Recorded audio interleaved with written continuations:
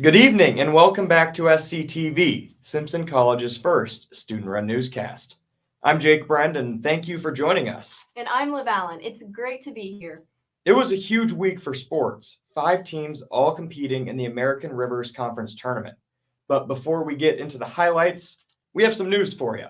The Simpson College counseling services are down to just one counselor, cutting the amount of appointments for students in half. Simpson has introduced the Student Assistant Program, an off-campus short-term solution. SCTV's Riley Fletcher has the story. Simpson College, in partnership with Employee and Family Resources, is offering a new counseling resource that gives students and their immediate family members 24/7 access to a licensed mental health professional. The new program is called the Student Assistant Program, or SAP for short, and was created to address the influx of students seeking counseling services and the lack of counselors on campus, with only one counselor, Director of Counseling Services, Jenny Vargas, available. I think this online free sessions is a really good thing for students, especially because the counseling right now only has one counselor. This resource provides up to 3 free counseling sessions through Employee and Family Resources. Vargas says SAP is ideal for short-term solution-focused therapy, and students with chronic needs will likely be referred back to Simpson's counseling services, as well as given other community-based sources. It's good that we're viewing options outside of Simpson for mental health issues like this. It isn't always an option for people to go off campus and pay for a therapy session. To access these services, students can download EFR's app that can be found in both the iTunes Store and Google Play. Simply search Employee and Family Resources, or EFR. The app is meant to be a good resource for students who might not be able to attend sessions during traditional counseling service hours. For SCTV, Riley Fletcher. On Monday afternoon, there was an RV fire 1 block south of the Station Square Apartments near the corner of North Howard Street and East Euclid. The Indianola Fire Department reported quickly to the scene, putting the fire out in less than 5 minutes. No one was injured and the fire didn't spread to any houses or cars. Cross country, volleyball, women's and men's soccer all competed in the ARC tournament this week, starting with women's soccer against Central. First round action at home on Saturday. It was a beautiful day in the second half. Corner kick for the Dutch. Caitlin Eisen heads it in. 1-0 Central with 20 to go.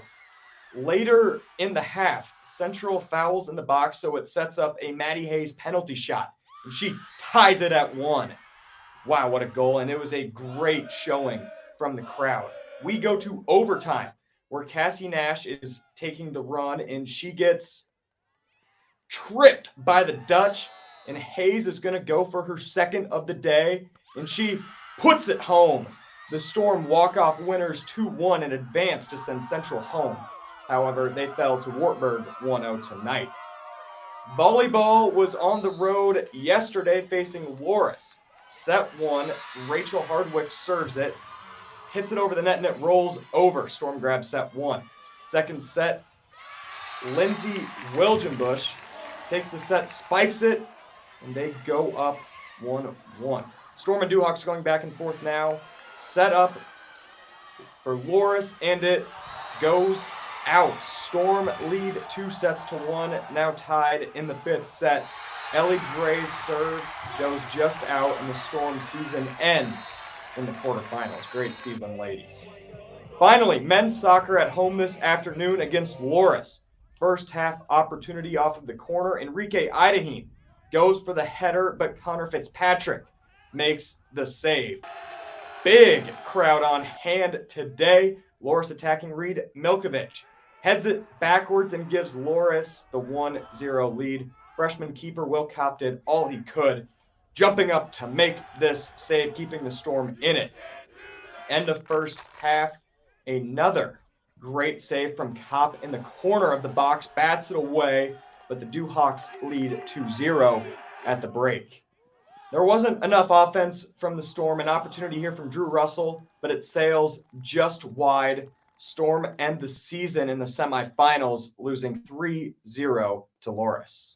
Men's cross country finished 3rd at the ARC Championship in Decorah. Spencer Moon, Harry Dudley, and Loudon Foster took home all conference honors. The women's team took home 4th, which was their best finish since 2009. A great weekend for cross country, and they get a break before regionals in Illinois on November 13th. As the fall sports wrap up, the winter sports are getting ready to kick off.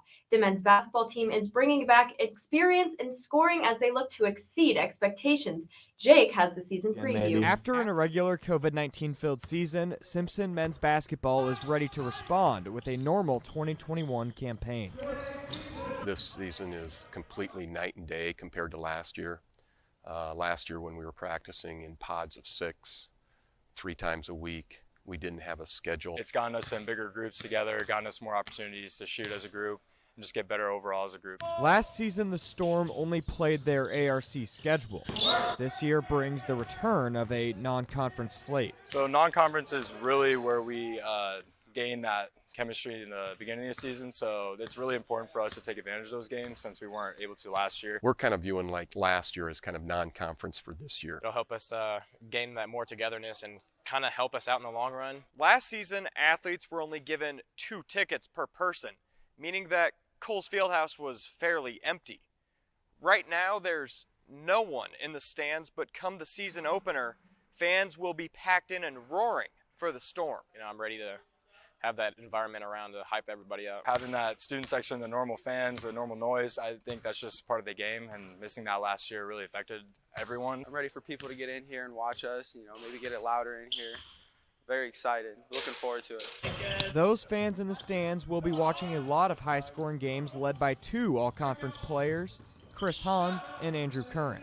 We got a lot of guys that can score and a lot of guys that have high IQ. We always shoot the basketball pretty well, and we always, I think we share it. We can score the ball fairly well, so our biggest question is, can we guard everyone in the league?